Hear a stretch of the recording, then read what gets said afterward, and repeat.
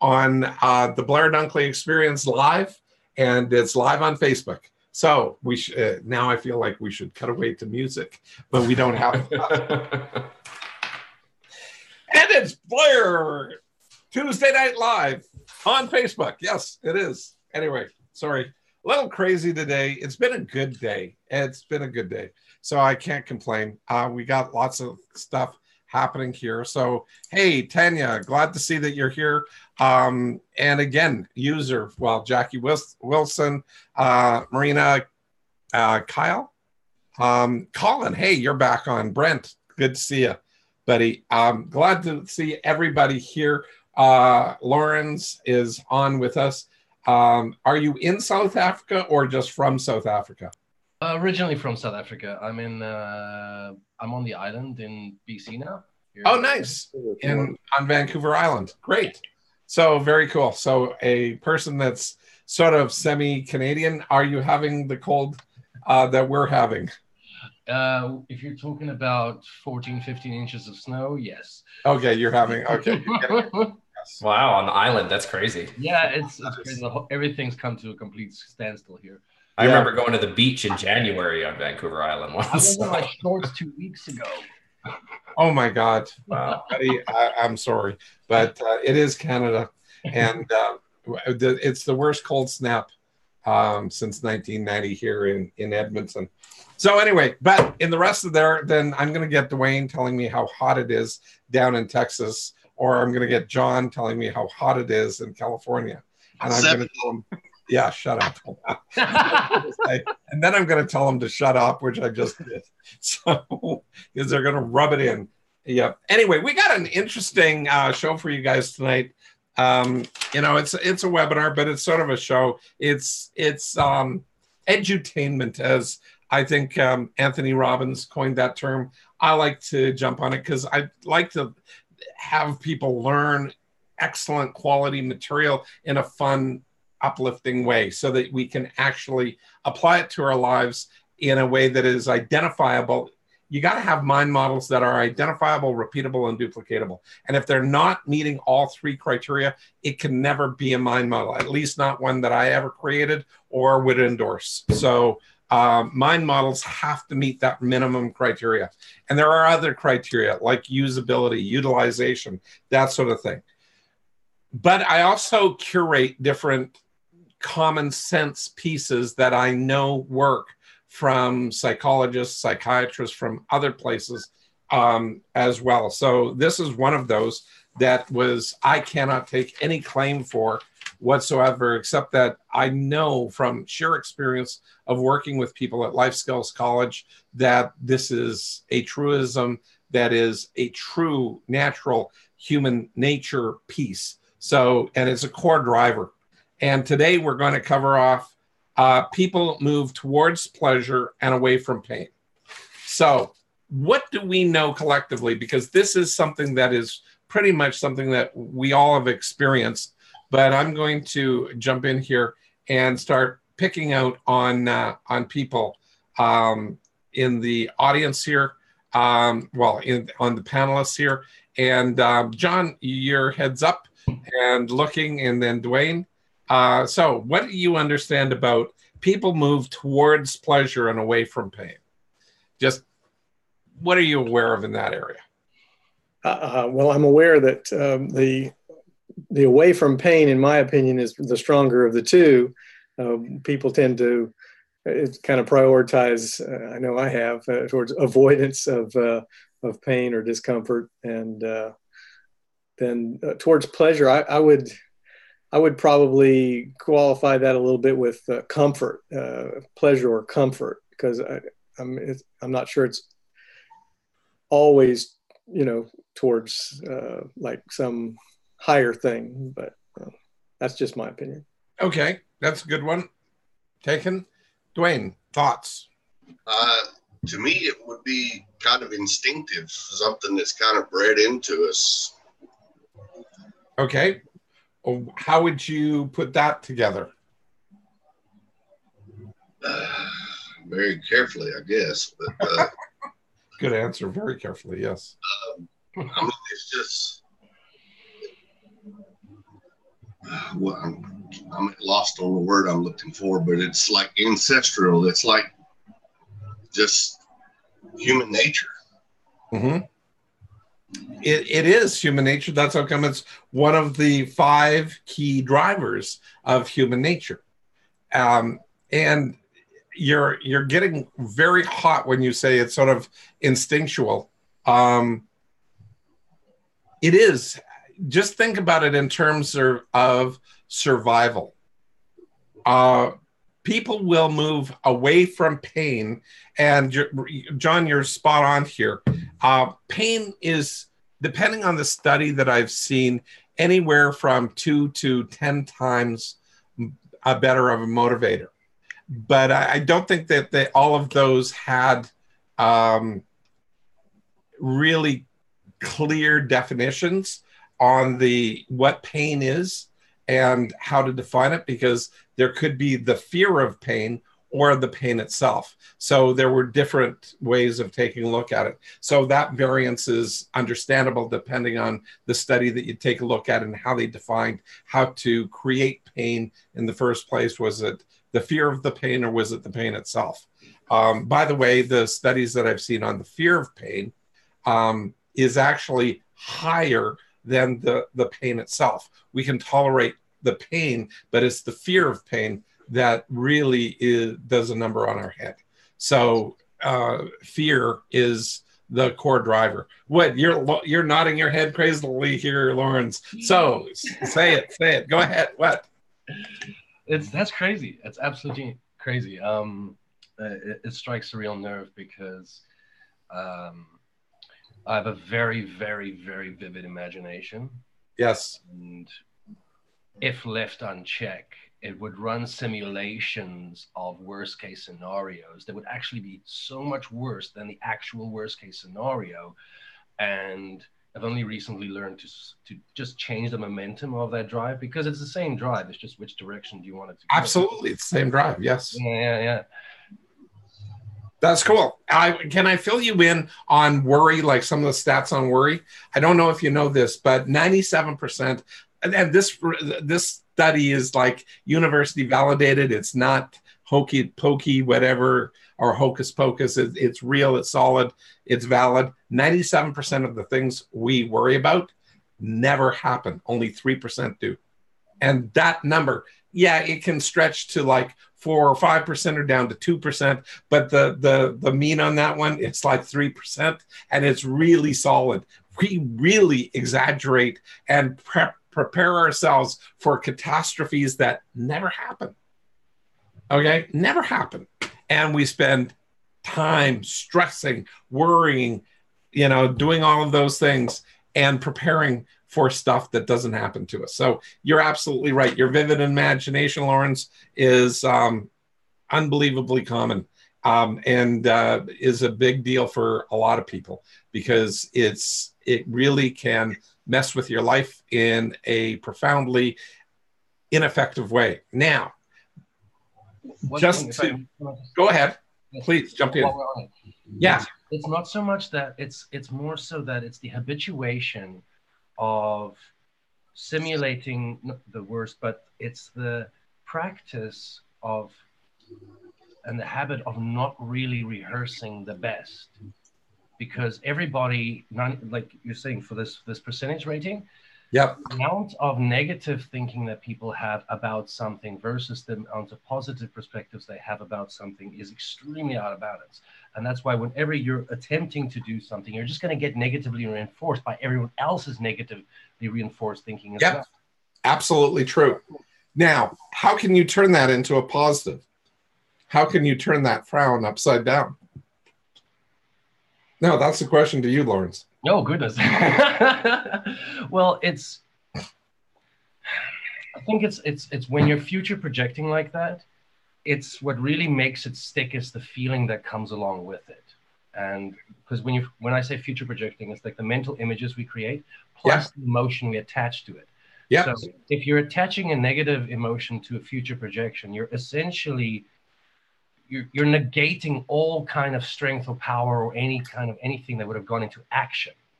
like, or any I kind agree, but that's not quite my question. You're answering a question I didn't exactly ask. Okay. Because basically you're telling us how we do the negative crap. I want to find out, do you have any idea how to turn that negative thing that we do to ourselves pretty darn consistently and turn it upside down and turn it into a positive, something that's actually effective? Well, within 5 minutes using the conscious mind, I'm all ears. Okay. Okay, so let's take a look at that and see what we can do to flip that one upside down. You know, one of the things that I heard, oh, by the way, who here on the panelists feel badly when they start worrying about things and they worry about their worrying? By a show of hands, just raise your hands if you do. You worry about your worrying? Okay. Lawrence, you're not worrying about your worry? Yes, I thought so. Come on, you got I to. just let that one actually sink in there. Okay. Trevor? Sort of. I wouldn't. I don't feel like I worry about my worrying. Okay, I would It seems to concur be with about you. specific You things. used to, when I first met you, I would say yes, you did, because Okay. yeah, but I don't think that you do much of that anymore. So it's, you know, when we were talking with your mom, your sister over here at the house, and doing that, all the stuff that you stated. Anyway, I don't have to sort of show that, but just cogitate on it for a minute. Think about it. Anyway, Okay. my point here on this is simply this. I heard from a psychiatrist, and I was talking about this point with him, and it's one of the better psychiatrists that I actually enjoy and trust and think is a good psychiatrist. I'm letting my biases seep out in this, but there are great ones and lousy ones, as there is with everything. But this happened to be a very good one. And so he said to me, so long as you don't worrying about your negative projection, what you're doing when you actually go out there and have a scenario that you've planted in your mind is you're preparing yourself for worst cases. Now, carrying that too far and doing way too much of that is incredibly unhealthy. However, if you balance out and just go back and forth between a worst case and a best case scenario and start practicing scenarios, you can put that in balance. And that balance effect becomes highly productive, because on the rare event that the negative stuff happens, you've prepared your mind. But because you've also prepared your mind for positive, or the potentiality of positive things, you've also prepared your mind for that way. Now, the reality of the situation is, like, if you, when you eventually get around to learning or, you know, purchasing the question concepts or whatever, or coming into one of our trainings where we teach that stuff, you're going to find out that there is odds to success. And the question concepts predict those odds of success. And those odds of success are 1 chance for failure, 9 chances to stay stuck or to be successful. So 9 chances for success, 1 chance for failure, and 26 chances to stay stuck. And we're stuck most of the time. So it's not a disaster, and it's not a success. But if we've prepped ourselves for the successes, the weird thing is we start changing our odds of success into looking for those 9 possibilities of being successful. And because we've prepared our mind to move away from the pain and towards the pleasure, towards a win, towards something we want. And we have the language pattern to set the curbs in place so that we can guide ourselves towards that result that we're looking for. And we're resourceful along the way. We've shifted the odds of success that we have about 80% chance for success and 20% chance for failure. Now, the funny thing is, this is sort of what I found at Life Skills College back in the day. Life Skills College had the worst. I mean, I will refer to this many times over the time that you know me, simply because it's where I did my groundbreaking research for question concepts, for all of the mind models, and actually did a ton of research and testing. And when you're testing them on a population that's 80% potentially suicidal, you can't mess around too much. You have to do things cautiously, incrementally, and safely, and rigorously, so that you know these things work. And so I spent years working on the mind models, like testing things out incrementally and rigorously, and making sure that things were safe, and working with more and more, starting with the easiest person, the least likely to take a negative reaction, and worked it through to people that were much more fragile, if you'd like, and recognizing the strength of using the models that are identifiable, repeatable, and duplicatable in the mind models, and applied that knowledge base to it, but started recognizing that there is an identifiable, repeatable, and duplicatable pattern for success. But in order to access that pattern, you have to have curbs on it. You have to know what's reasonable. Where's the right-hand curb? Where's the left-hand curb? Where are these guidelines, and how do you stay in the line, like not walking a tight line, but going down a road towards success? So that's the whole part that we're taking a look at. And how do you stop spinning your wheels and going into these eddies of life and kick ourselves out, and do that on a predictable basis? And, Tim, that was one of the things that you shared last week, as well as John, was about, how you guys would be stuck for long periods of time with a specific problem. That's a stuck state. And now, like, if you wouldn't mind sharing, John, how long are you stuck for now on average? Like, which less than a day is, I think, would be the longest. A day would be the longest I've been stuck since last July. Right. And normally your average, or your normal length of time that you be pondering for? 2 or 3 days. And what was that, Connie? Some bigger patterns ran years. Years before. Okay. And certainly the shortest time that how long is it? Pretty quick now? Yeah. Okay. What, give me a time frame. Like, make a comparison. Like, if something that he'd be stuck on for a few hours, how long, like before taking the course, how long does he do? Maybe 5 to 10 minutes. You got to wallow in it a little bit.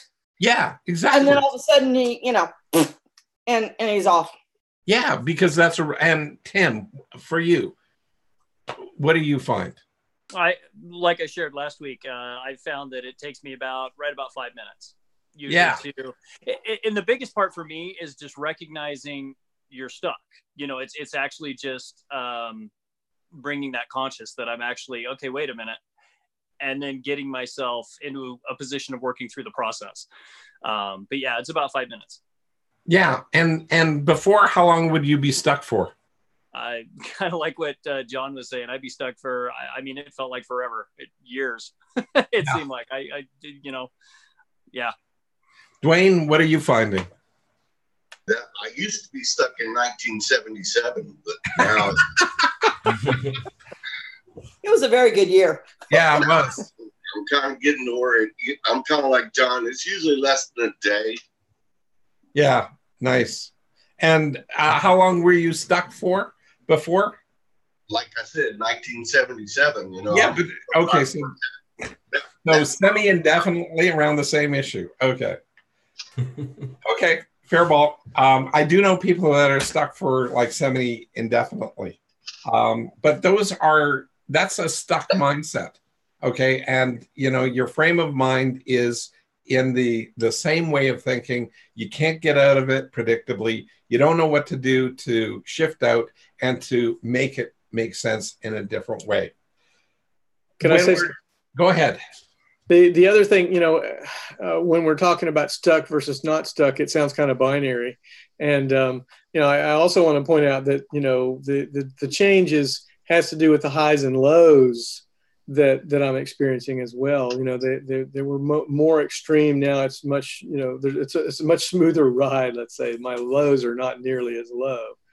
Right. And I bet you recognize and get resourceful sooner.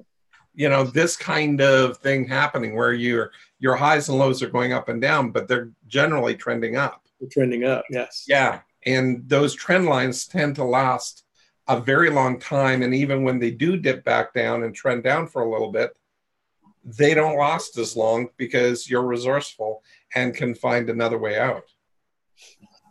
That's sort of the historical stuff that we've seen over and over and over again. That's what makes this process way more, well, it's a safe process. So you can apply it to people. You can apply it to yourself. You can use it and move forward. And the probability of somebody becoming resourceless again and super stuck is very low. You got to almost work at it.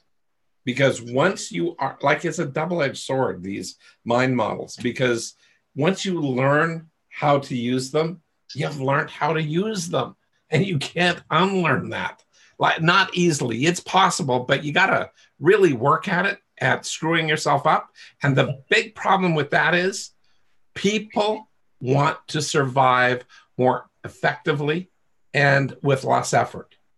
Brain chemistry is on my side, because it takes effort to learn new things. In other words, it takes calories. Your brain burns calories and has to think harder. So sometimes I was talking with somebody earlier today. Oh, it was Sherry. Sherry was, who's not on this call, but she was on a profiling session I did with her. And she's bought the program, Rewiring Your Mind for Wealth. And she says, Blair, I'm listening to that program, and sometimes it feels like my brain is melting, and leaking out my ears. It's just like, there's so much depth in that. And there is. But at the same point in time, she's burning all those calories and it's taking a lot, but they're sticky behaviors. They're things that are already, all the mind models are built on sticky behaviors. Sticky behaviors are those things that we already have subconsciously in our mind that we do. All we're doing is naming and labeling what it is and attaching a plan or a model to it so that you can actually go out there and identify, repeat, and duplicate. And the cool thing is, once you're made aware of that and you do that, 2, 3, half dozen times, it sticks in your mind because it's already there subconsciously, and you're using pre-existing neural pathways, and the energy that it takes to keep on using that actually goes down really fast. Whereas all the other mindset training I've seen and taken, all the other stuff does not build on pre-existing pathways. It's new information that you have to work from square one. What's that? Okay, Lawrence. No, share. No, it's absolutely spot on. It's the way in which I work with my clients too. Is in my case, I don't do the generic route of inducing people into hypnosis. I use their existing pathways of going into an altered state and enhance that already, because I find it's just 100,000 times easier. And it's infinitely easier because you're using stuff they've already got. And if you try to get them into a new model that they've never heard of, never seen of, and whatever, your odds of success go way down. Like, you're way below 20% likelihood that they're going to retain it. You're somewhere between 2 and 12. Yes, go ahead. I call that a reality crash. Yeah. It's like when you're using your operating system or when you're using your computer, when it crashes, you either go and do something else, or you walk away from it, or you're like, that kind of like, just, okay, fine, I don't want to do this right now. And it's the same thing as that when I use the bull metaphor, so that the bull's charging at you no matter what. It's a question of, do you stand in front of it or do you let it do its work? And when you let it do its work, it just does its thing. You don't get hurt. In fact, you can actually maybe plop a treadmill in front of it and make some free electricity for a few seconds. Right. Yeah, very, very. I like that metaphor. Well, I like to say, you can sidestep it and let it run on by and cool you down instead of sweating and getting hit and heating you up. Like all the other crap that's going to happen. So, yeah. The cool thing about that is when we start taking a look at, we move away from pain and we move towards pleasure. Pain is that real, old instinctual piece where we have to survive. So we have that pain and fear piece. And fear actually, like I said at the beginning here, that fear element, depending on the study, fear is worse. The fear of pain is worse than pain itself. So when we think about that and we go, that warning mechanism keeps us safe. So that's useful to be aware of. We can rehearse that once or twice, but it's the people who dwell on it and spend hours, days, years fearing possibilities that are happening rather than, like I said, put it in balance and see, okay, what might I do effectively? Hence, going back into another mind model that I've already taught, effective versus ineffective language patterns. So effective, using the word effective means it's like, my shirt here. It's effective that I'm wearing it. Okay, it's a little cool here. I don't want to overheat, so I picked this shirt to be here on the show. So that's a positive thing. But at the same time, I want to be effective, and in being effective, I could get to evaluate what I'm doing rather than judging it. So I look at it from an outward point of view. And when I start looking that outwardly, I can start seeing those curbs of where my boundaries are in effectiveness. Because I can ask myself, well, if I do this, is it effective? And the short answer is, because I asked the question, I can see an answer more reasonably as opposed to judging it, where I go, well, I think it should be this way. Well, because my brain said, I think, I own it, it's me, I'm right. I don't care if the world's wrong because I'm right. I'm God in my own mind, but I got to get out of my mind to evaluate myself as a human being and test my movement forward. So I take a look at that and I go, hey, what might I do that's effective here? And I'm using what might I do and implying a now that's effective. So I've got might, which is one of the 3 magic words. You guys who I'm using these mind models are all mind models that you can go back into the free library and find and just go watch the episodes on that. So 3 magic words is one of them. Effective versus ineffective is another one. Judgment versus evaluation is another one. Those are all there, and there's great information that's freely available. You can go on YouTube, or you can just skim back through the records here on the Facebook group page, and take a look at the webinars that I've done in the past. I guess Facebook would be slightly more organized and faster to find information if you want to do that. And it's free stuff. So these are really useful tools to be able to say, how do I balance my life? How do I get myself back in gear? And that's how you do it. Now, this is going to sound a little bit like a plug. It's not meant to be, but it might be. I'm teaching a thing that John and Dwayne and Tim and Connie are all coming out to. Is called Rewire, our Mind Model Coach Training, where I teach Mind Model Coach Training methodology. And it's not the mind models per se, but it's the method on how to utilize the mind models. And it gets into actual practice, mind model practice, where you're going to be using the mind models on yourself, with each other, and getting real-time practice to do that. Plus, on top of that, there is a way, a language pattern that I've defined and described that keeps people, yourself or anybody, in a pathway that enables people to move towards a resourceful state. Now, Lorenz, do you do hypnotherapy? What do you do?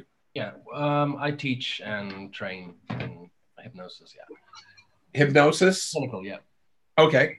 And you're a clinical hypnotherapist? Yep. Okay, cool. Then you'd probably love this. I'm By loving it keeping already. people, sorry? I'm loving it already. Okay. Well, by keeping people in that path of resourcefulness, when you keep people on the path of resourcefulness, and there is a language pattern that they're learning how to do, they can then go out there and just hear that person speak, and then they ask a different question based on how that person responded, and they guide a person down a path of resourcefulness, which is not that tough to do when it comes down to it. And the weird thing here is it generally takes between 2 minutes and, well, maybe 15 minutes on the outside, but on average, most sessions in the coaching or counseling methodologies that I've developed take between 2 and 5 minutes to actually guide people to a resourceful state when they're in a stuck state. And that's the difference. That's the piece that makes a huge shift for people, because they find that they've got the answers within themselves, as you know that they already do for the vast majority of it. And they guide themselves to that point while you guide them to that point to make sure that they don't go outside of those boundaries. That's what being resourceful is all about. The weird thing is it only takes a few attempts, like 5 to 6 attempts, for somebody to do that. And they have the pattern of how to stay resourceful. And I haven't even taught it here. I've just role modeled it over and over and over again. And John got it, and Tim's got it, and Dwayne's got it. And, you know, it just starts naturally oozing in. But they've got it at a subconscious level to some degree. The cool thing is they're going to get it at a very conscious level. And that means identifiable, repeatable, and duplicatable. They're going to have a tough time identifying what the hell they do. They can describe it in terms of mind models. That's great, but it doesn't help everybody else around them necessarily, or themselves. Well, it does help themselves because it'll trigger the boundaries for themselves that are already self-imposed. But it's very tough to transfer that to somebody else without the methodology of mind model coach training. But they're going to be able to consciously know what they're doing. They're going to be able, so that's the identify. They're going to know which mind models when, because we're going to be teaching them a deeper level of how to listen to their client. And when you listen to their client literally, the client always, not sometimes, always tells you what to say next. And the client has no idea that they're doing this, but the client will actually just speak, and you'll hear the language pattern. You'll know how to respond based on what they're saying. And that gives you the other curb so that you can re-ask a question to get them staying in the resourceful track. So it's a fun tool once you get it, because it's weird because it's highly predictable of seeing people shift. And that's such a cool thing. I'm just reading a couple of the things. Jackie, do you want to read that one out? Trevor, do you want to? She said, notice and deal with internal dialogue, asking questions of self-talk, being aware of feelings, the pain I am feeling, how much actually belongs to any given scenario, how I am labeling any situation. I think that's spot on in terms of recognize. I mean, those are good thoughts, not necessarily complete, but they give the absolute basics of what's there. This is what mind model coach training will help you get, is notice and deal with that internal dialogue that's happening. Okay, it'll help you ask questions towards the self-talk that you're having and shut it down and change it. You'll become aware of your feelings, and I believe strongly that there are two. Well, it's the same feeling, but it can be flipped between two different ways of approaching it, and it's how you question it. If you're questioning a why, you'll get a situational thing and a story.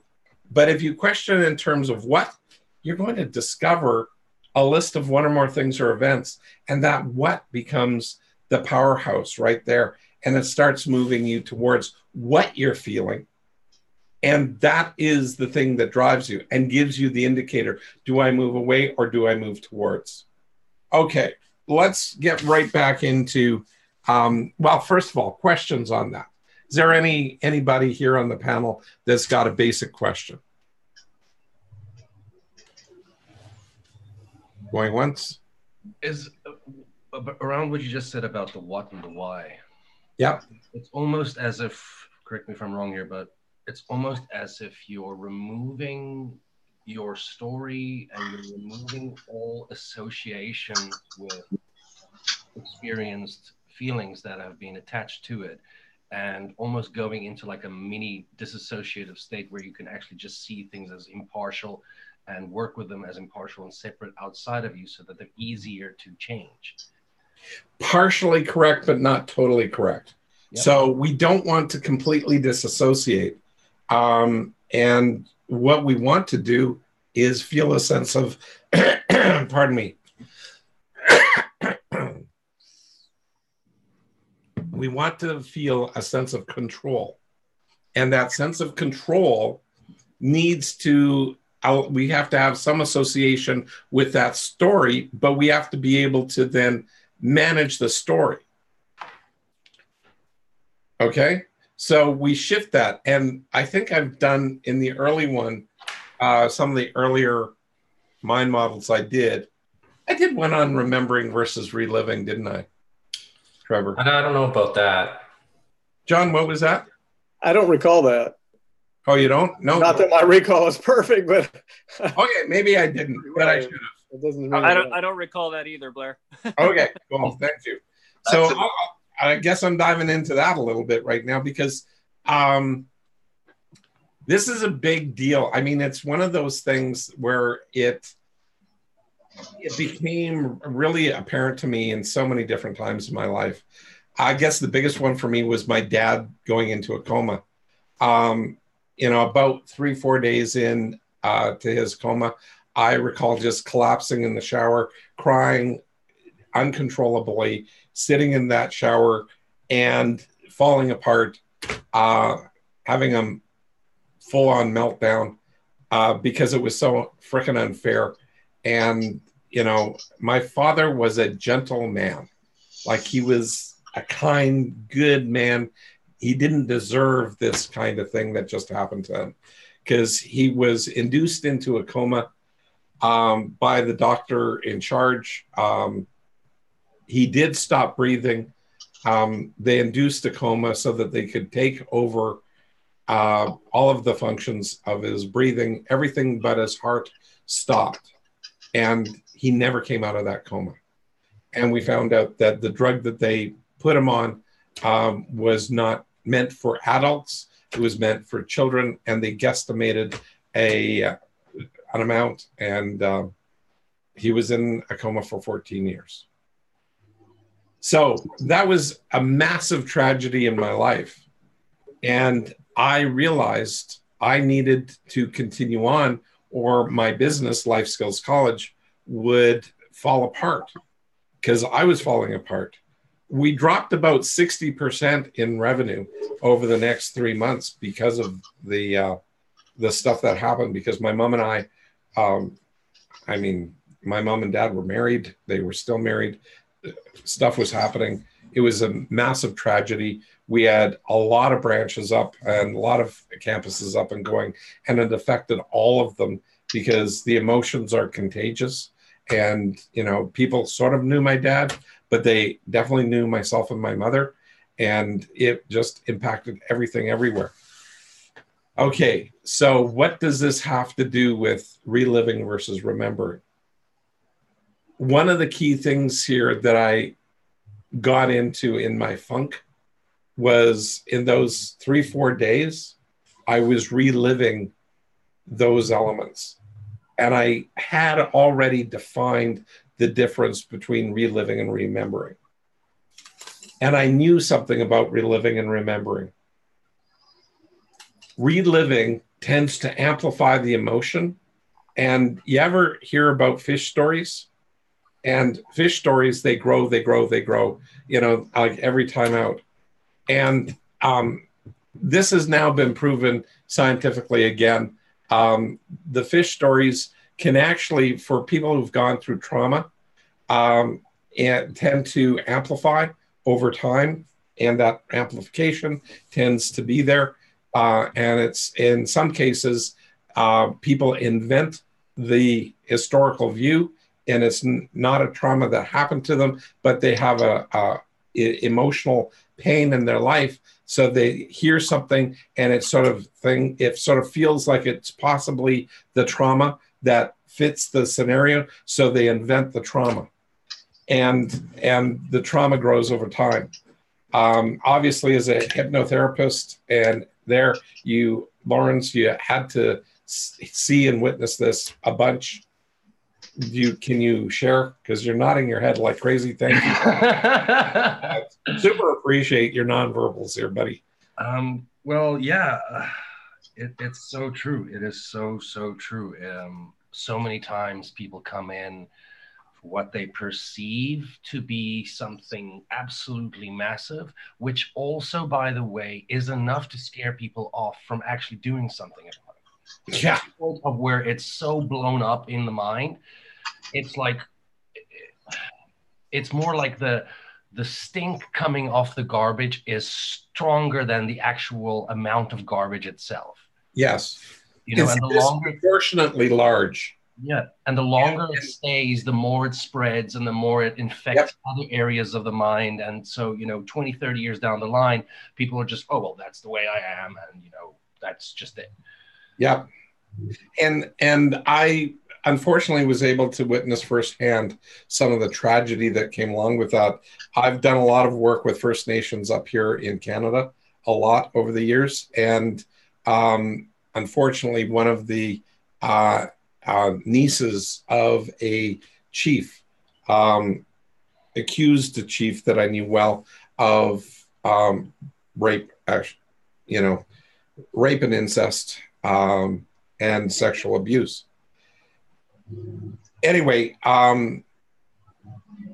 she pursued this heavily, and because of the structure of everything that happened, he was painted with a very, you know, big brush, and there was a lot of that going around. Fortunately, he wasn't one of them that actually did. He didn't do this for real. And what occurred was he was viewed by the entire reserve as being a person that was an abuser. And the stigma was so great for him, even though it was untrue, he wound up taking his own life. Some time later, the young lady actually, through the help of a hypnotherapist, did regression work. Actually, 2 or 3 of them actually, hypnotherapists, did regression work on her, and it wasn't him that perpetrated it. He was just the safest person for her to blame. And, you know, that it became very clear to her that it wasn't him. And what eventually happened was his brother and he were actually physically out of town when off the reserve and quite a ways away from her when she made the claim, when she actually made a claim. And that the way that it was all researched and done, it was in such a way that it was a closed file for quite a long time to keep the information private. But that didn't work for him as he took his own life, but it was already noted in the police file. He never went to court. He never went to trial over this, but in on the reserve, you don't have to, because the court of public opinion was just accusing him because she made the claim. Now, there's a lot of negative stuff where there is a lot of abuse, and a lot of it is true. So I don't want to in any way, shape, or form insinuate that this is a common occurrence. It is not. It's just an example. It's a single isolated example of where that your brain can manufacture something, and it's false memory syndrome. And that false memory syndrome actually exists. That's my personal biggest experience with it firsthand, and dealing with the knowing the individuals involved, and knowing how true that is, where people think, oh, this is made up, this is whatever. No, this is real. And we have to be cautious about what we choose to believe or not believe. Anyway, that's in my past life at life skills colleges. We're not there, but we have to be aware of that as we recount situations, our manifestation of it tends to grow when we're reliving that experience. The funny thing is, like my dad, I was reliving the trauma of finding out about my dad for 3 or 4 days, where I finally had a meltdown. And I knew about reliving versus remembering. And I knew to stop myself and to put it in perspective and recognize that I was putting myself through this self-induced torture of reliving this over and over and over again. And I chose to actively shift it to remembering, and to remember that this happened 4 days ago, to put the distance of time between where I am and where the event happened. And I did that after I finished crying, and I gave myself permission to mourn, to grieve, to do the things that, because I no longer had my dad in the way that I was wanting to have him around, you know, as he went through his retirement, because he was in his later 50s. He wasn't actually even 65 at the time. He was, I believe, 58. And he was taking early retirement so he could have a great life, which never happened to him. He was in a coma. And so he was 14 years. He was 72 when he passed, and spent those 14 years in a coma. So that was, and I can state that now as a memory and not quite factual, but I can also relive it and recount it and start crying again, because I have choice over how I look at the situation, how I position that. And a lot of people don't know that they actually have choice over that. And that's the difference between the what and the why. Why did this happen? It's incredibly unfair. And I don't want to actually go there, because I will get all emotional and choked up again. But what happened, I can hold it in the what of it and know what happened and get there. And I am not any longer triggered into my why of it. It is what it is. But I can choose to relive it where it's horrible, or I can choose to recount it and remember it where it's still a tragedy, but I don't feel it. I know the pain and I know the feelings that I felt back then, but I have time on my side, and that time of separation has given me a perspective. And there are a lot of wonderful lessons that I learned about that, about caring for myself, sharing my story with others, and helping them get a differentiation between that reliving and remembering. And that reliving and remembering is a big deal, because you have control over your pain. At that point where you had in the tragedy that happened in my life, I had no control over the tragedy. It happened, but I have control over what I do with it after the fact. And that's huge. That's powerful. That was a powerful explanation. And I'm embarrassed to say now that you explained it. Yes, you have talked about that before. And I was, I guess I was stuck in the literal, because I remember you saying it as remembering the past versus reliving the past or something like, but it always had the word the past in the compare and contrast. And when you said it without the past, it's like I didn't recognize it, which that's a little odd. No, it's normal, because how clarification. Go ahead. The clarification that you added in this recounting of the difference between the reliving and the remembering is the span of time that when you're remembering, you're actually inserting or making yourself consciously aware of that passage of time, versus the reliving. It's now again. It is. That really drives it home. That was nice. Good. Because the now factor of it is the why, pulling the past into the present and confusing the two. You are out of control. You have to relive. And I actually go, I shouldn't have said it the way that I said, because you're not actually pulling it into the present. You are literally, but practically, you're putting yourself back into the past. That's the way I would feel it. And it is, you are putting yourself back to the past where you're now doesn't count anymore. Yeah. And that's not real. That's not a real self. That's an idea of a self, not a real self. Okay. It's huge. And so many people, we all do this. In fact, I can't find an example of a person I've ever met in my life where I went into any amount of deep work with them where I couldn't find at least one story like this that they've gone through in their life. It's always in the background. It's always there. So knowing the difference between reliving and remembering is huge and incredibly valuable to put you back in control of yourself. Okay? It's like our internal dialogue, our self-talk that we use to kind of continually reinforce our identity is tied to this somehow too. Absolutely. I thought somebody mentioned that somewhere in the chat already today, something about self-talk. Oh yes, it was Jackie asking questions of self-talk. That's one of the things that you have to do, because you've got your self-talk, and what do we, without training, without development, without approaching ourselves and raising ourselves up to a higher level of personal development, we're stuck with whatever beliefs and models and examples that we have.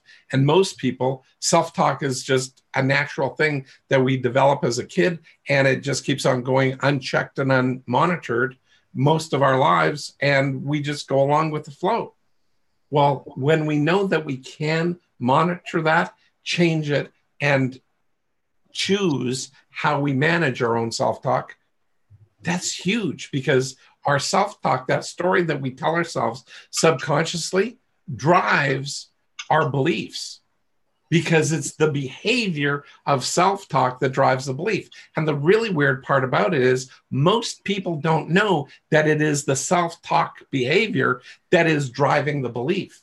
So you change the behavior of self-talk, what you're talking to yourself about, you change the belief. And that's subtle, but so powerful. Okay, so it's the stories that we use, and then you can, and the trick to that is exactly what Jackie said, which was the questions of self-talk, asking questions of self-talk. When you start questioning your self-talk, you can start shifting your own view, your own model, the way that you play.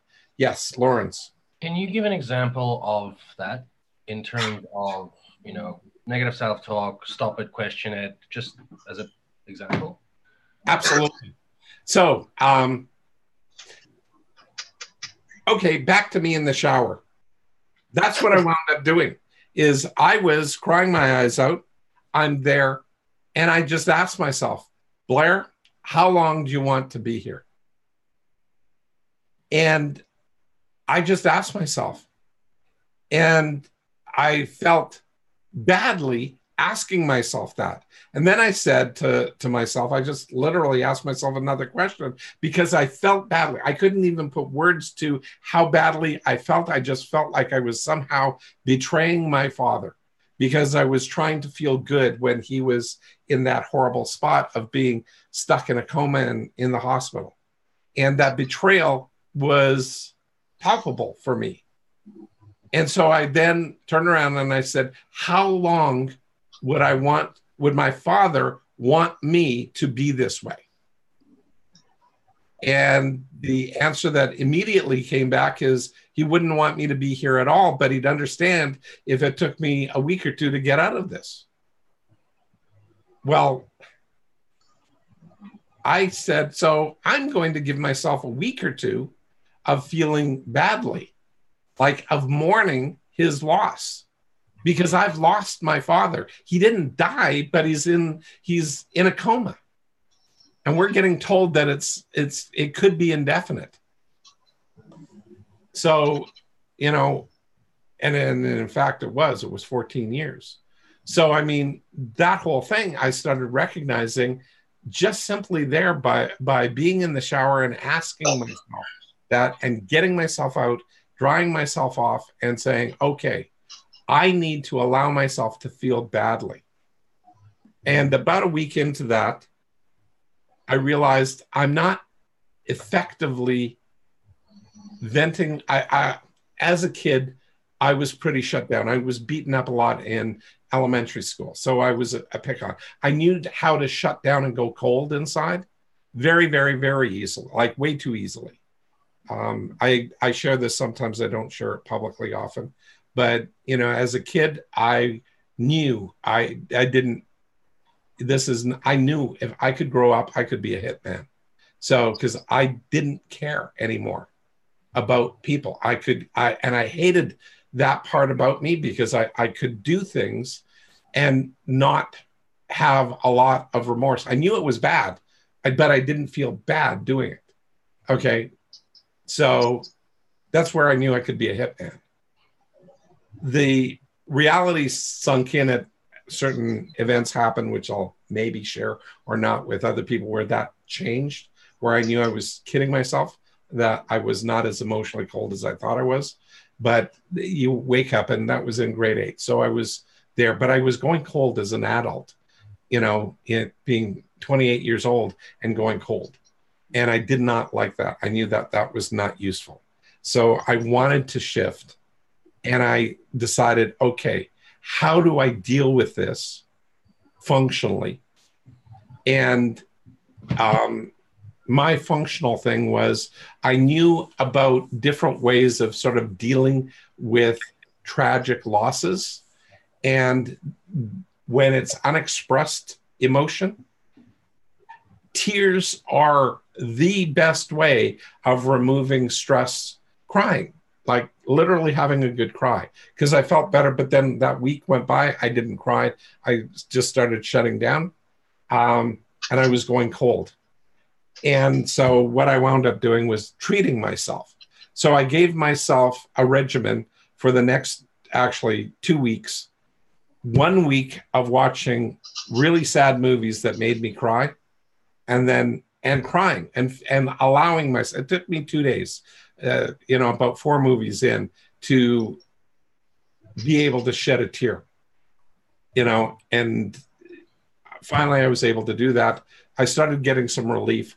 Some of the toxins come out, the depressor chemicals come out, the stressor chemicals come out in your tears more effectively than exercise, meditation, anything. It's the #1 most effective way, generally proven. Now, exercise is excellent. Meditation's excellent. Don't get me wrong. But if you need to get a lot out fast, cry.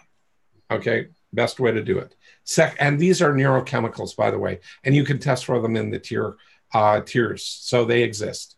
The next thing that you can do, or that I chose to do, was I knew the healing power of laughter. And so I rented slapstick movies, and especially going and seeing Laurel and Hardy and the Three Stooges and all of the old slapstick comedy. My dad and I used to crack up watching those. I remember watching them as a kid with my dad, and we'd both laugh. And it was great to have that memory where we could go and do that whole thing and just apply that. So that was such a big deal for me. Anyway, so I did that, and I got myself sort of back into balance. and went forward with that. And with that, I could start applying that more balanced approach to reliving and remembering. I couldn't do it before then. I mean, I was a basket case. It wasn't working. Okay. So that's how I did it. That methodology works. And by the way, I've shared that with a lot of other people who have gone through a lot of other traumas in their lives, and some who were in the trauma at the time. When they allowed themselves to cry and then spend a week crying, spend a week laughing, it actually makes a difference. And you can get yourself to a new normal. So anyway, go ahead, Lorenz. Like I just came up with a really cool model for this in terms of putting this into words here. But it's almost like a pendulum that scrapes both sides of the side of that particular feeling, both its negative and its positive polarity, so that you quite pretty much become more resilient with that emotion on both sides. So you can handle both polarities when they come up, and you know which side to put attention to. I would actually modify your argument a little bit, going through it like I did. I would say that it tends to modify the amount of polarity there, where you now it's a modified polarity rather than wild extremes. It brings it into a more normal range.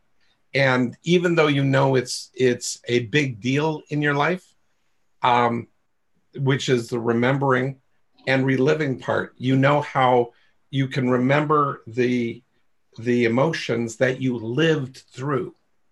And that was huge and a big deal, but it doesn't consume the energy anymore to keep on swinging and on both sides. So it brings it into a more balanced, normal range. It's never balanced. I never found a pure balance for it, but I found it controllable. It's not about having it there in a perfect balance where you're happy and everything's good and life goes long like a bowl full of cherries. It's not like that. It's a new way to cope with the pain, the tragedy that you went through, and knowing that you're in control of the coping as opposed to subject to the event. And it flips around the order. And when you go, I'm in control of this horrific thing that happened to me, it's not quite so horrific. Yeah. Because I can manage it. It's terrible, but I can manage the thing. Is it cathartic? Sort of, yes, but not like a true catharsis that you would go through. Like it's not that venting of the emotion. That venting, that catharsis was in the crying and in the laughter, but where you wind up is a place of control, of choice, actually, not control, but of choice. You feel like you have the ability. In fact, you don't just feel it, you both feel it and know you have the ability to choose where you want to go. And you have the knowledge to know how to get out of that situation again. And when you know that you have that, that's powerful. Like you have choice in situations. You may not even like having that choice. There are situations in my life where I've had choice and I didn't like knowing that I had choice.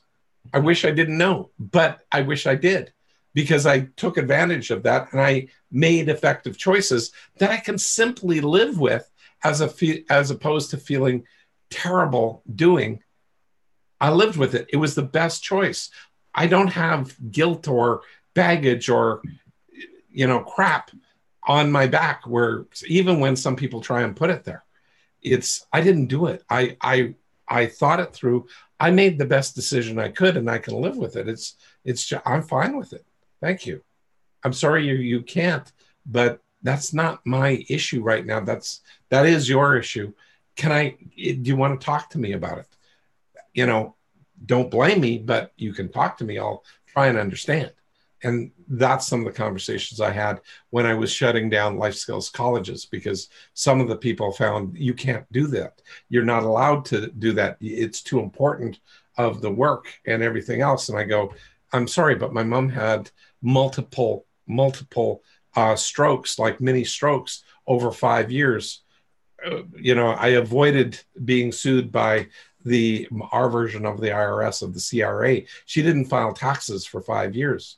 I mean, she lied to the authorities that gave us our college license for 3 years, saying that things were happening which actually weren't true. And when I went into it, all of this stuff was happening, and I was trying to clean up the college for sale because I had a buyer. But in going through all of the steps of providing a clean company for them to buy with the college designation and the licensing in place, it wasn't possible. It was impossible to do. And people were saying, well, you should be able to do this. Well, you should is them judging me. And because I know the difference between judgment and evaluation, I was able to make my evaluation and know the difference and move through it with very, very little stress relative to what I could have gone through had I bought into their stories and their crap that they were dishing out at the time. And it just becomes really clear because it's an evaluation.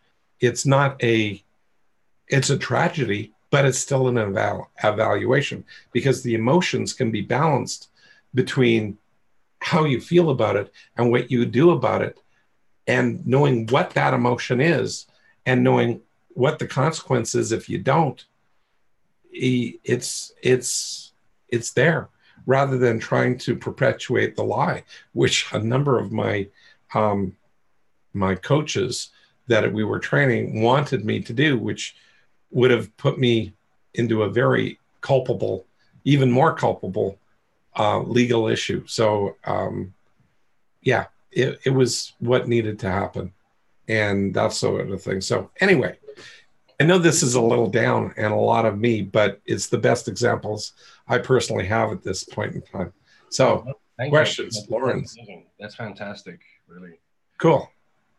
Yeah, John. Is there a, kind of turning back to the pleasure and pain, is there a specific mind model or specific approach to moving toward pleasure as a way of kind of balancing that part out? You know what? One of the mind models that we're going to do in mind model coach training is describing feelings. And describing feelings is done in a way that where you describe what you're feeling, not why you're feeling it. So it's a process of naming and labeling the emotion. When you can actively name and label the emotion, everything starts changing because you don't get caught up into the story that goes along with it. But the story is important because you know the background of it. You just don't have to go through it again, which is the reliving it. So we can just deal with what it is that we're feeling and not why we are feeling it. Because I don't have to deal with all of that stuff because I can't change the past, but I can choose what I do with what I feel. And by just injecting choice, one of the exercises that I have people do when I was in coach training and as a trainer, one of the exercises that I sort of created this one. It's a modified version of one of the ones that my mom gave me when she was training me to become a coach trainer, was every time you're driving home, Blair, at every light post going home, and I'd usually be going home sometime between 10 and midnight, starting again at 9 o'clock in the morning and going 10 to midnight, and doing that for 3 months straight, and sometimes even longer. Anyway, you're driving home and you're checking in with how you're feeling, and you're just driving. But the emotions, if you start becoming aware of your emotions shifting from one streetlight to the other, and they're going by and going by and going by, you'll notice your brain, your emotional self is shifting actively all the time.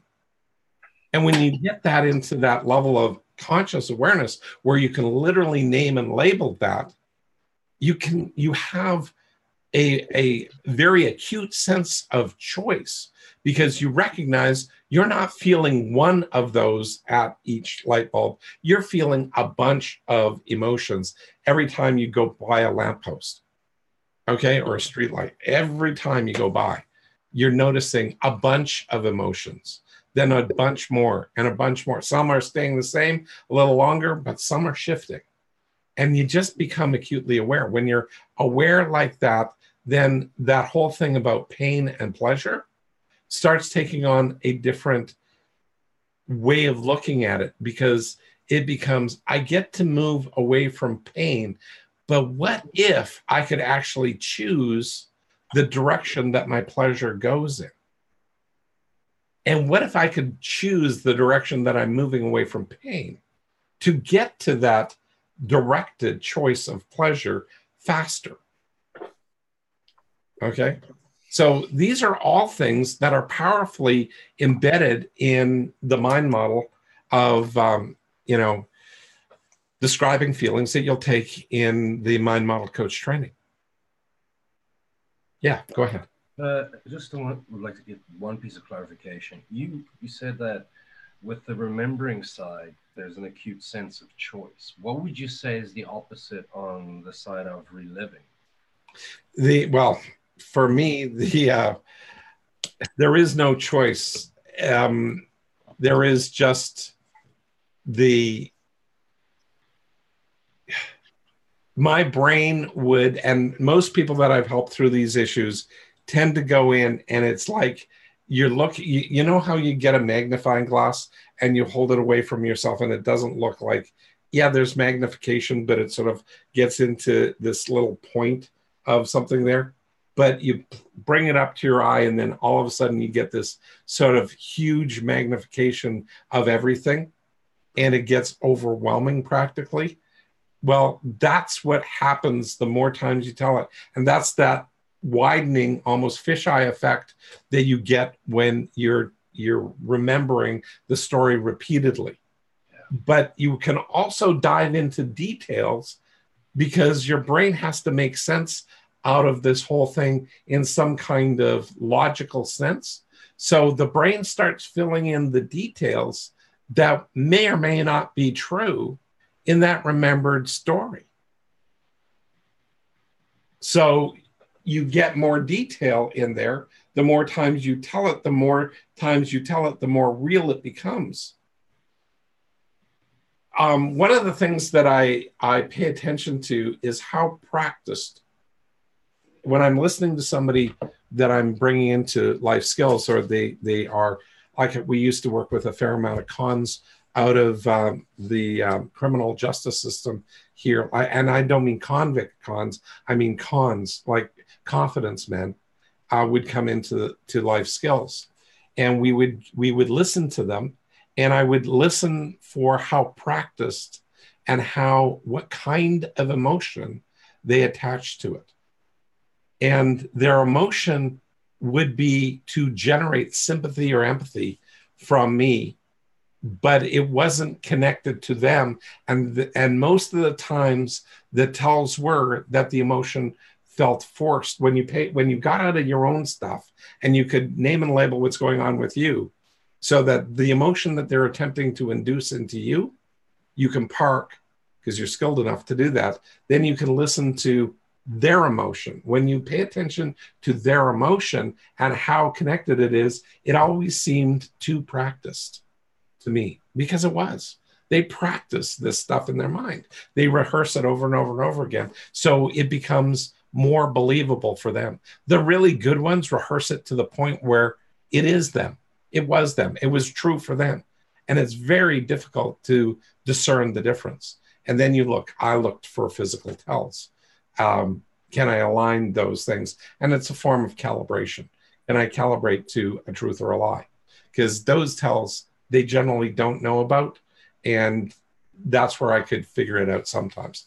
Occasionally I couldn't, but most of the time I could. Interesting. So, yeah. Makes sense? Yeah, wonderful. Yeah, by the way, I love having you on here. We're doing deep dives into the deep psychology of what's going on in the human psyche, which is boring as hell. So yeah, no, it's not for me. So thank you. Anyway, and I'm sure other people on the call here are finding it intriguing, if not, and stimulating, if not interesting. So at least I hope it is. So I'm seeing a few heads nodding yes, so it's good.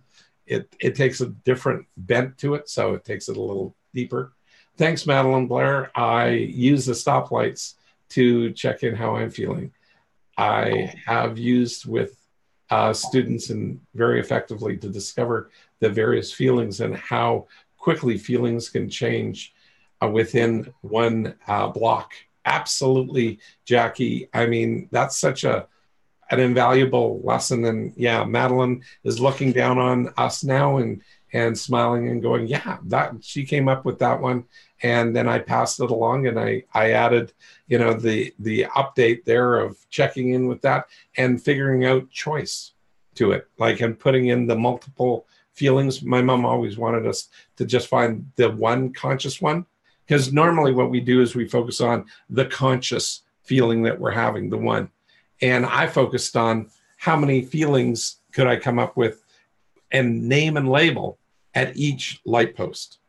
And that sort of took my naming and labeling feelings to a different level. So, because we always have more than one feeling firing in our brain simultaneously, but our conscious awareness is usually only of one, and then another one, and then another one. So it sort of becomes a sequence effect, this washing sequence effect. And if we pay attention to it, they're actually all there all the time, and we can choose.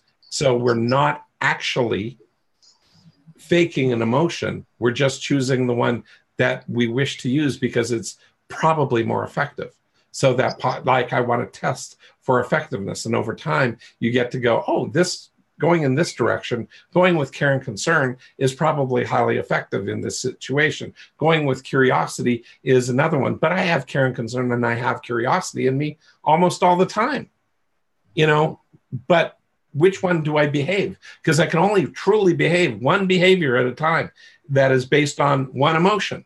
I can't do 5 behaviors on 5 different emotions. I can only do one. So I have to choose. But it gives me an enlightened view of how to choose. And that's done with testing. And you guys are going to be coming into Mind Model Coach training, and that's what we're going to be doing. We're going to be getting you guys checking yourselves out and then learning how to check out others. So yeah, I see Dwayne and John and Tim all got smiles on their faces, and Connie too. Everybody wants to know how to check people out, I guess. Yeah. Yeah, no, I check out okay too. Okay, with that said, it's 8:22, so we're 22 minutes over. We move away from pain, and the big deal here, just as a quick wrap up here, is we move away from pain. How come? Primarily because it's in us to survive, and pain usually represents a threat to us in one way or another. So it's not good for our body. So we want to move away from pain, and we want to move towards pleasure. Yeah. Had a wonderful experience this morning. I went to the gym, and I, quite some months ago, 5 months ago, this guy that I shall not name picked me up and hugged me at an event. He's a very strong guy and cracked a rib of mine. And it's, oh gosh, got to be 5.5, 6 months ago now. And it's starting, it's healing. But because it hurt so much, I was moving away from pain. And so I was staying still, letting it recover. The problem is, by staying still for the better part of 5 to 6 months, I started having other pains, like in my legs and everything else that goes along with not moving. And at my age, I can't afford to do that. So I've been going back and pushing myself into activity for the last 2 weeks. Pretty well, 3 weeks, I'd say, and doing it as consistently as I can with my schedule. So basically, I've been getting out 3 times a week.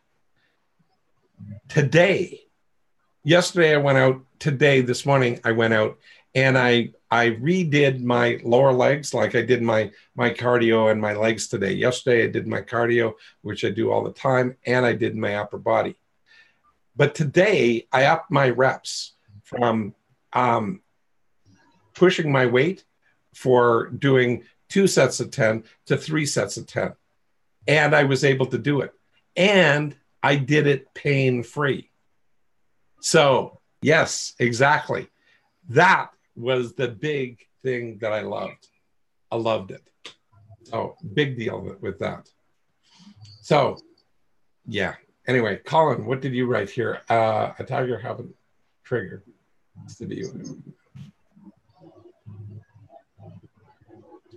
You guys can read that one in there. It's true. What's Morocco, Brent? I don't know. Sorry about that.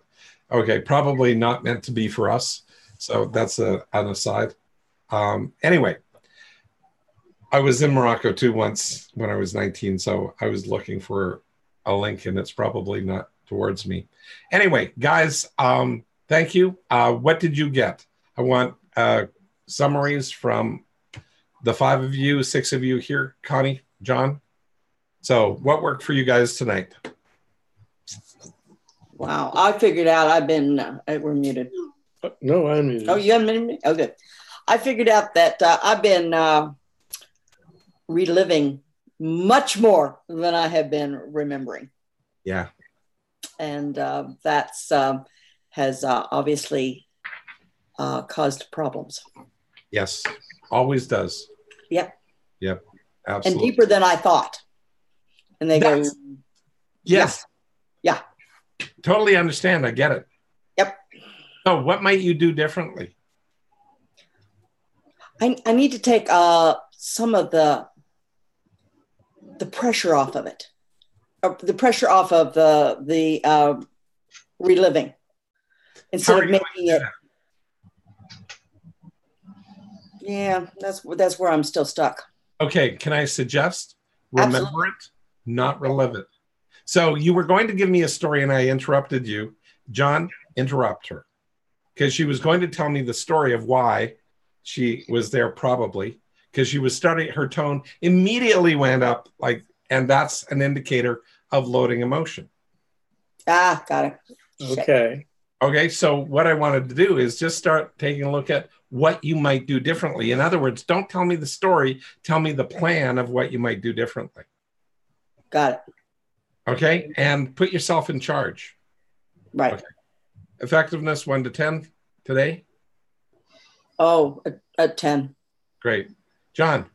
Well, I'm going to, I guess, tie to that same thing, even though we kind of went off the main topic, that awareness of time passage is a major key in the, am I reliving or remembering? I would think that would be a way of checking this. Is like, when was this again? The question that you ask yourself, is this happening to me now, right now?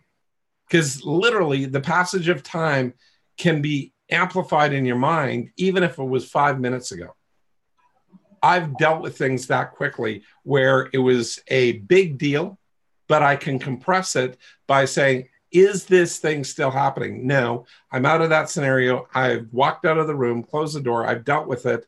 Now, what might I do differently to move myself forward now, right now, and bring myself to the present to get myself an action plan going forward? And I can take in full account of what just happened. I can remember those feelings, but what might I do to generate a reasonable result that's different from the outcome I just got? Because it wasn't the result I wanted. I didn't want to feel like that. I did. So what might I do differently? And what actions might get me to where I want to go? Oh yeah, that sounds like it might be something very effective in a marriage. It is. Actually, I've used that in my marriage counseling when I used to do marriage counseling a lot. Okay. You can just give yourself like a short time out and come back different. Absolutely, you can. That was the very effective part for me, and 9. Awesome, great, thank you, Tim. for me to kind of tie this up and put it in a bow, what I got out of tonight, kind of tying back into the pain versus pleasure. When you were going into the relive versus the remember piece, I had a light bulb moment. I have a lot of things that happened to me back when I was 12 years old. Yep. That brought a lot of pain into my life. And I dealt with that for a long time. And it wasn't until just a few years ago that something shifted. And I guess I kind of go back to that piece that you were talking about of the sticky behaviors. They're in there. We're just not naming and labeling it and actually, knowing how to use it going forward and to pull that piece out. But it's there. And I think I'd like to think anyway that I used a mind model even before I really knew it. And I was able to basically, when I was going through all that pain, I was reliving it over and over and over and over again. Yep. And the shift that happened just a few years ago was when I actually kind of moved away from that pain. And instead of reliving it, I basically started just remembering the fact that it was there and moved kind of more towards that pleasure piece. Yep. And it didn't really dawn on me. I've heard, you've talked a little bit. It was basically in the Rewiring Your Mind for Wealth. I've heard you talk about the relive versus remember a little bit. But it didn't really dawn on me until going deeper into it tonight that, and just that light bulb moment for me. So cool. I just thought that kind of whole piece was really cool. Awesome. I didn't realize that shift in myself. So the more that you realize these shifts, and by the way, we use these mind models all the time. That's how come I said they're subconscious. We're just raising them to conscious. That's what I'm trying to do here. So you have it, you just haven't named and labeled it. And that's the big benefit. That's the big piece because it's identifiable, repeatable, and duplicatable now. That's there. And so, yes, you probably did have it there early on. Well done. I just didn't. I don't think I realized it. Nope. Until just now, and that's why I say that light bulb moment. It was really cool. Yeah. And I know you love an 8. I'm going to go with 8. Okay, thank you. Cool, Dwayne.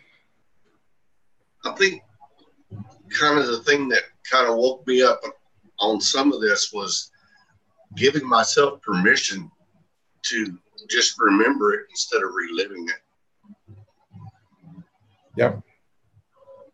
Giving yourself that permission is total choice. You can choose to just go, you know what? I'm not going to relive this. If I'm loading emotion, I'm just going to remember that has happened back then. I will remember what has happened. I'm not going to deny it. But that is back there. That's what happened. So what do I wish to learn from it now? Because sometimes things have risen up, percolated up inside of me. And I go, how come my brain is throwing this back? And one of the questions I ask myself from time to time is, if this is coming back up and it's not like the first time, it's like the second or third time, I go, is my subconscious trying to teach me? What's that lesson that is here for me to learn? Have I named and labeled it correctly? Do I have more fear or pain around this situation? Am I coming into something that is going to be similar to that one? Or am I just so okay with that one that I can find a lesson that I learned from that past scenario? And more times than not, it's the latter here. It's what's that lesson that I can now learn from that past scenario rather than, having to repeat it again and again and again in my life. So anyway, yeah. Cool. 1 to 10, Dwayne? I'll go with 8. Okay, thank you. Okay, you're gonna run into a problem now. Everybody's just gonna give you what you want, Blair. You got to ask a different question, mix things up. I will, but that's okay for now. I'll do that. But yeah, we'll deal with that on the next call. Okay, Lawrence. I'm struggling to decide of the 5 pages that put down which one to choose, so I'm just gonna randomly pick a page here. For me, the biggest takeaway is, because I do a lot of work on lessening the emotional charge behind these things so that they become more manageable. Yep. I completely never thought about controlling the framework of the polarities of it, and to dampen them, to actually limit the extremities of it, because even after lessening the emotional charge, a lot of the times people would still find themselves teeter-tottering back and forth to it. But now controlling the framework of it, you actually limit the amount of energy that you can give to it, or the amount of energy that's available to it. Yep. Going back to your brain thing, that makes it so that it actually becomes easier than actually reliving it. So remembering will become easier. Absolutely, because the model that you were doing was one of the psychological models that I was taught years ago. And I go, I went, this is not effective. I don't buy this, so I go, I learned it. I went to university. They taught it. I go, sorry, bullshit. This is not life. This is a great theory. It doesn't work. How come? Because it takes too much freaking energy to go through this. And it's not supposed to take more energy. It's supposed to take less, because habits take less energy than learning new shit. But if new shit takes up more energy and then requires even more energy to control the stuff, this isn't normal. This isn't the natural order of things. This isn't how things should work. No. It's got to go to less energy. It's got to go to more comfortable. It's got to go to less effort. Okay? It's the lazy man's way of dealing with psychology and counseling. And it's a survivalist way of doing it as well, too, because it's got to go down. It can't go up, because you're going to burn yourself out and you're going to consume too much energy. It can't go up. It has to go down with the amount of energy every time. And so that's one of the fundamental rules that I used for developing all of the mind models. All of these come down into more easily habituated than learned. Like you learn it, but as you habituate, it gets less and less difficult to habituate the thing. It's easy to do it. And so much of the stuff that I learned in university was, oh my God, it just was tougher and tougher and tougher to do. Too much stuff. It's not pragmatic. No, and it's not practical. Yeah, pragmatic, practical, same difference. Yes, it's not useful. And I needed stuff when you're dealing with 800 people that are potentially suicidal in one night, and you're doing that for year in, year out. You got to get things, you got to get shit that works, not theories that may or may not work. You got to get stuff that actually works. And I got to get my coaches surviving, so they cannot be stressing out and quitting on me. They got to be able to use it and not lose it, not lose their mind in the process. So anyway, what was that? Lorenz, please share your notes, please. I like the way your mind thinks. I totally agree with that too. I love it too. And we have a forum here. So you know what, guys, you can, like, it's right in our group, in our Facebook group.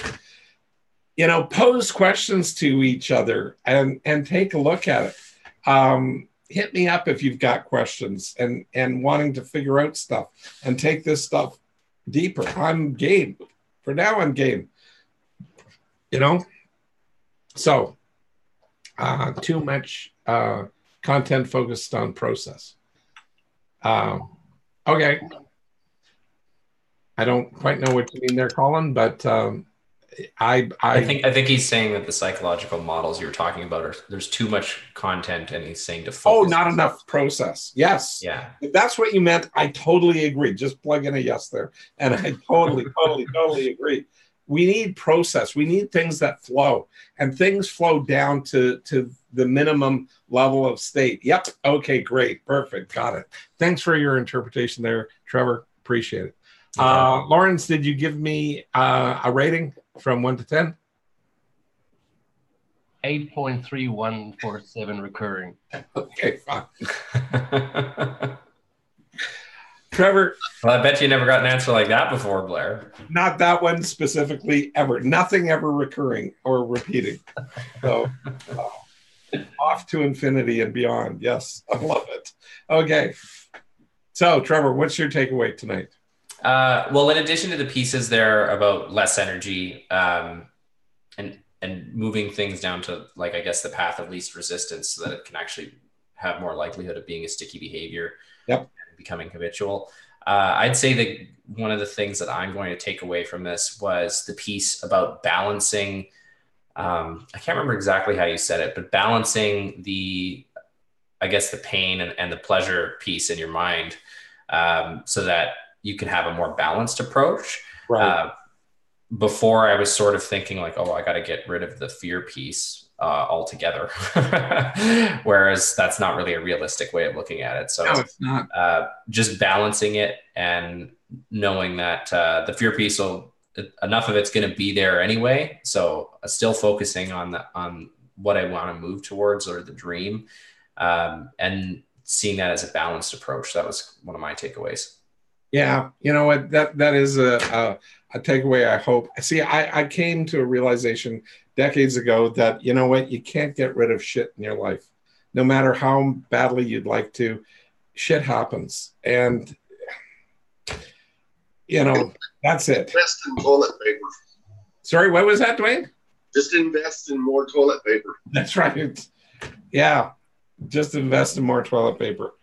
Well, you know what? Shit happens. And one of the things that I realized is if I can just manage the speed and the amount.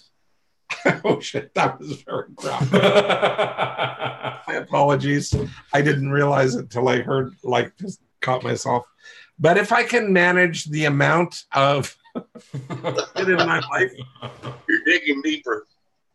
If I can manage that and choose and have choice in it, it's crazy how quickly we can move on. Like you guys, like John, Tim, Dwayne, like the three of you, like John and Tim, like for speed of getting yourselves resourceful and moving forward. Generally, when it took hours or days or years, it's sort of like you're generally into 5 minutes. Things that took hours or days is generally down to 5 minutes, right? Am I? Yeah, and both of them nodding yes. So we're all spending a lot less time on the toilet now. Yeah, exactly. It's like you don't have to hang around there waiting for things to happen. It's like, life is, you can go on and live life, like honest to God, and move on quickly.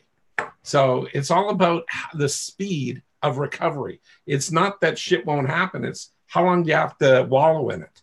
And I go, the less time you spend there, the better life you're going to have. And that's the truism I found.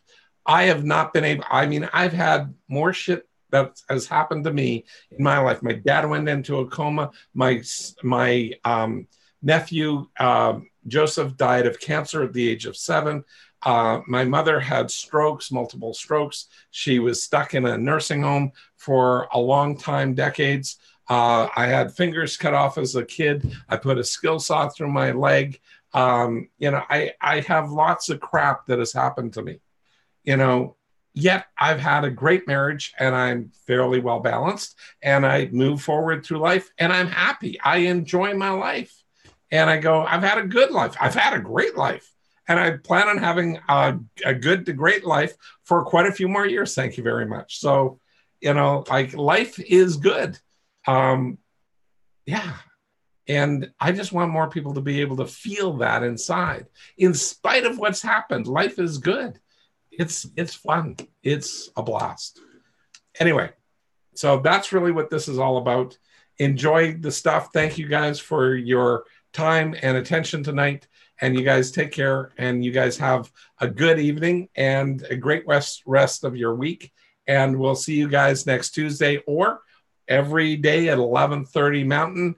What is it? 1:30 Eastern and 10:30 Pacific. So, and I'm doing my 30. Sorry, what was that? And 5 p.m. Eastern on Friday. Yeah, really. Because that's where I'm on your calendar. Yeah, that's right. That's true. That's true. I am. So on Fridays, it's 5 p.m. Eastern. So there you go. And we're doing multiple ones. Every day we're doing a Facebook Live and profiling. So, okay. So, oh, great. You will post those notes. Appreciate that. Love it. Okay. Anyway, guys, thank you. Have a good night, guys. Bye for now. Bye-bye. Yeah.